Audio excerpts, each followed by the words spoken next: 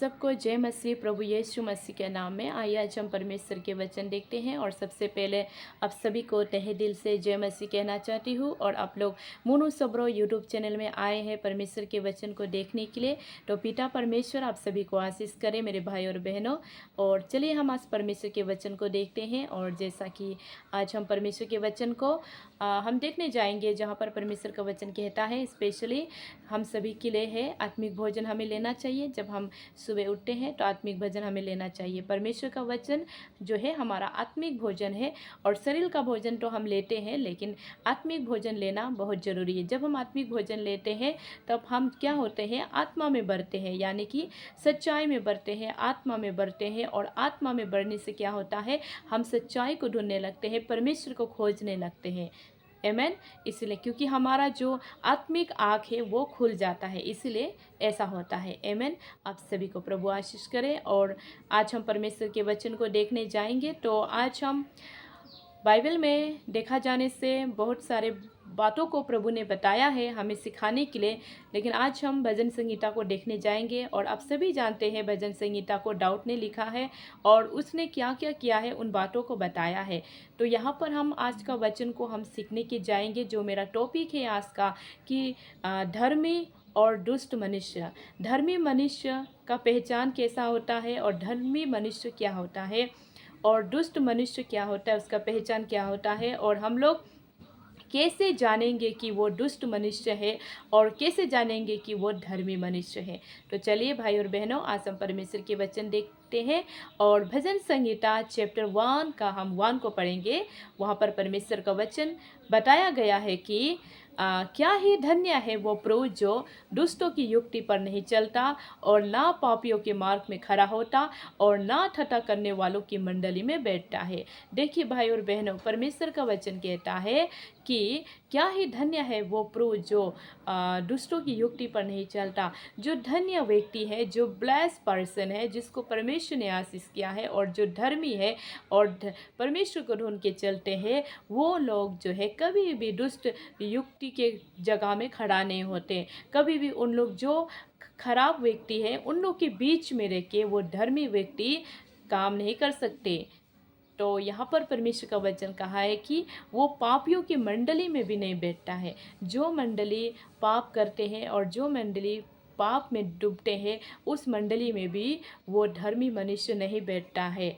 और परमेश्वर का वचन कहता है, मेरे साथ बाइबल है, आप लोग के साथ भी बाइबल है, तो आप लोग निकालिए, हम साथ में मिलकर परमेश्वर के वचन को मनन करते हैं। तो चलिए भाई और बहनों, आज हम परमेश्वर के वचन को देखते हैं। जहाँ पर भजन संहिता चैप्टर 1 को हमने देखा कि धर्मी मनुष्य को कैसे पहचानते हैं। धर्मी मनुष्य को पहचानने का यही काम है कि यही बात को बताया है कि अगर जो धन्य व्यक्ति है ना, जो धर्मी मनुष्य है, वो कभी भी वो दुष्ट की युक्ति पर नहीं चलता। जो खराब व्यक्ति है ना, उनके रास्ते पे कभी वो नहीं चलता है।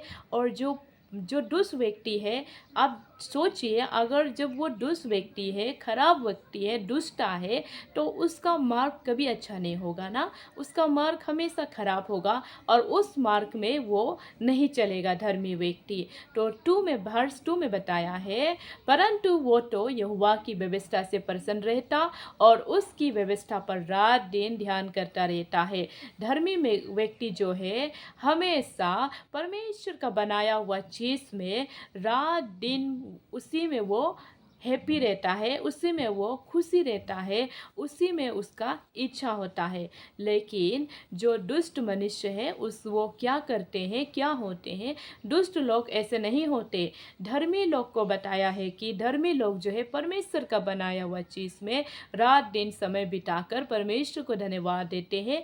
ये धर्मी व्यक्ति करते हैं। लेकिन दुष्ट लोग क्या करते हैं, दुष्ट लोग ऐसे नहीं होते। धर्मी लोग जो है रात दिन प्रार्थना करके अपना समय प्रभु को देते हैं। लेकिन दुष्ट लोग क्या करते हैं, दुष्ट लोग जो है उस भूसी के समान होते हैं, जिससे हम क्या सोचते हैं कि भूसी के समान होते हैं। और हम उससे क्या करते हैं, आग लगाकर भूसी को हम क्या करते हैं, भूसी से जो आग जलते हैं ना, और जलने के बाद वो ख़त्म हो जाते हैं, उस तरह दुष्ट लोग होते हैं। दुष्ट लोग का काम जो हमेशा ख़त्म होता है, नष्ट होता है, कभी अच्छा नहीं होता है, उसमें कभी कुछ अच्छा चीज़ आपको दिखाई नहीं देंगे। तो 5 में बताया, वर्स 5 में, इस कारण दुष्ट लोग अदालत में स्थिर न रह सकेंगे और ना धर्मियों की मंडली में बैठे ठहरेंगे।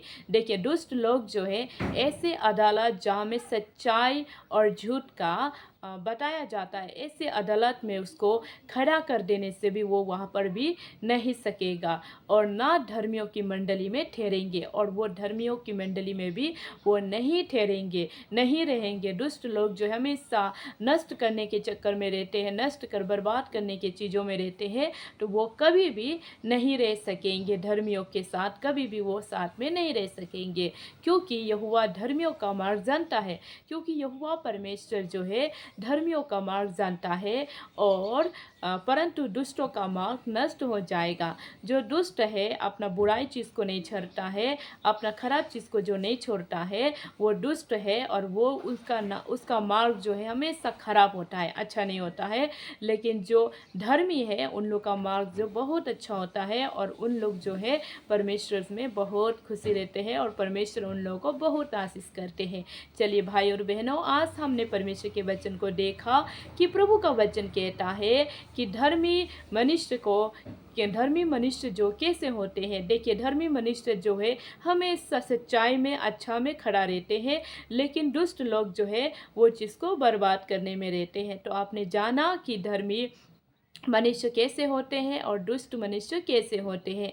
अगर मेरे बातों से अगर आप लोग को अच्छे से समझ में नहीं आया, तो मैं आप लोग को फिर से बताना चाहती हूँ। भजन संहिता चैप्टर 1 वर्स आप 1 और 2 को पढ़िए, और वर्स 4, 5, 6 को आप पढ़िए, और पिता परमेश्वर को धन्यवाद दीजिए। और आज का सुंदर दिन जो प्रभु ने आपके लिए और मेरे लिए दिया, उसके लिए पिता परमेश्वर को धन्यवाद कि प्रभु ने आज्ञा दिया कि वचन के बारे में बोलने के लिए, और आप लोग के बीच में लाई हूँ वचन को, इसलिए पिता परमेश्वर को भी बहुत बहुत धन्यवाद। और आप लोग जो कोई भी इस चैनल में आकर, मुनु सबरो यूट्यूब चैनल में आकर परमेश्वर के वचन को देखा, पिता परमेश्वर आप लोग को आशीष करे। और आप लोगों ने जो भी कुछ देखा और विश्वास किया, और विश्वास में चला, और परमेश्वर को ग्रहण किया, और सोचा कि हाँ ऐसा है, वचन के द्वारा प्रभु बातें करते हैं बोलकर आप लोगों ने ग्रहण किया है, तो परमेश्वर उसी टाइम आपको आशीष कर दिया। क्योंकि प्रभु का वचन कहता है,